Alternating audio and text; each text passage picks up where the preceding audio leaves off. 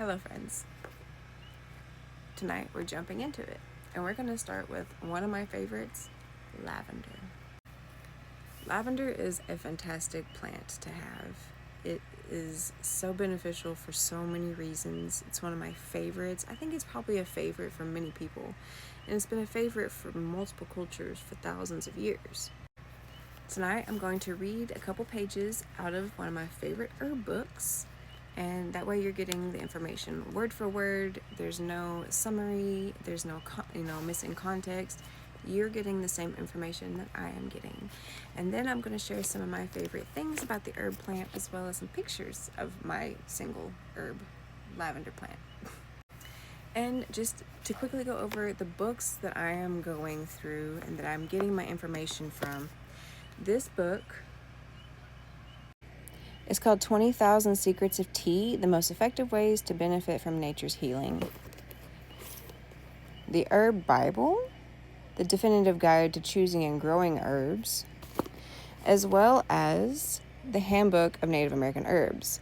Now, lavender is not in this book because lavender is not native to America and was not regularly used by Native Americans. It is used now and it is grown here now, but it's not a plant that is historically native to our country or our native peoples. So let's get into it. I am reading this out of the 20,000 Secrets of Tea book, and I'm going to put it on the page so that way if you learn by reading, then you can actually read along or listen along, take notes, whatever you'd like to do. Lavender, the herb of harmony.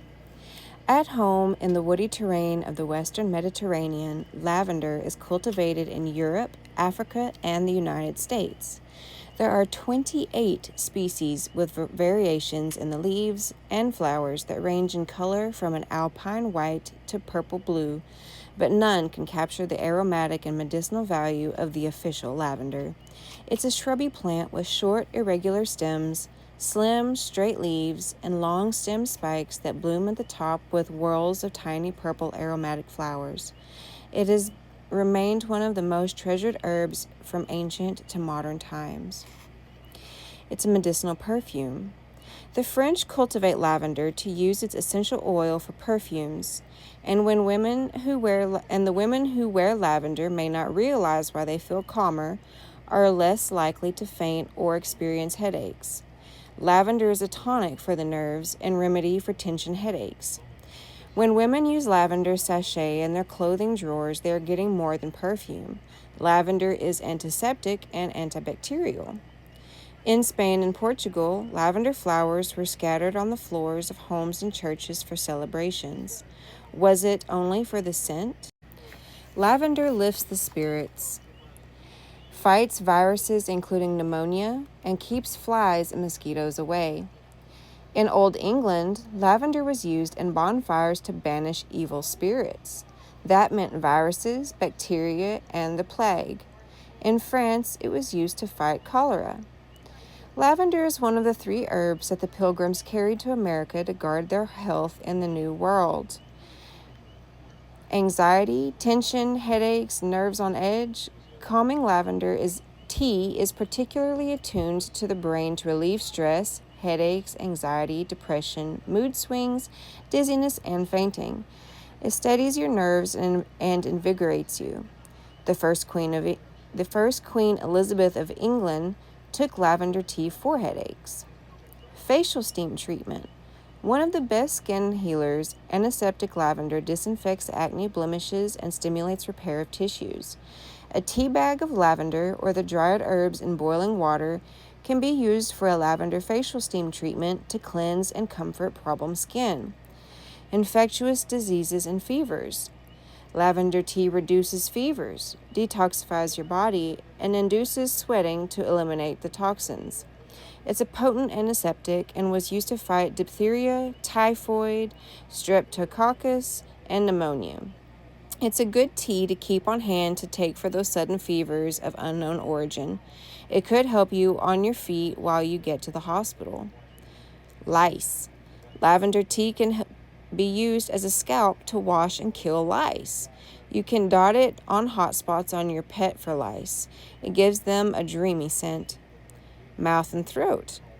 Lavender tea, used as a gargle, is a remedy for toothaches, sore throats, and laryngitis. It provides antiseptic protection to fight infections. Purify the air. Beat midwinter blues and purify musty, unhealthy air with a tea bag of lavender in water at a slow boil on your stove. Its powerful antiseptic cleanses the air, and its aromatic scent lifts your spirits.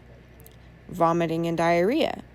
Lavender can ease vomiting and diarrhea while you call the doctor. A good tea to pack for travel for emergency treatment. Wounds. Lavender tea is an antiseptic water that can be used as a healing wash for wounds. A nirvana bath. Lavender, from the Latin lavare, means to wash, and that means body, mind, and spirit. Lavender caresses your skin while it disinfects. It calms your nerves, settles your digestion, brings harmony while you soak. It soothes bruises, reduces puffiness, and leaves your skin scented like a piney breeze. The Romans used it in their baths to feel rejuvenated. To experience the nirvana, use 2 tea bags of lavender in a pot of boiling water. Let them steep for a minute. Then add the water and tea bags to a hot bath. It costs a mere fraction of lavender bath salts or lavender bath sachets, but more important, the natural herb teas have no chemicals, additives, or dyes. You get all of the medicinal benefits of pure lavender to penetrate your skin. A great bath to use for recovery from an illness, surgery, or chronic exhaustion. So I really do feel like lavender is one of the top herbs. There are so many, but it really is one of the best herbs to keep in the house, on the shelf, in your medicine bag, in the bathroom, in your emergency first aid kit, for so many different things.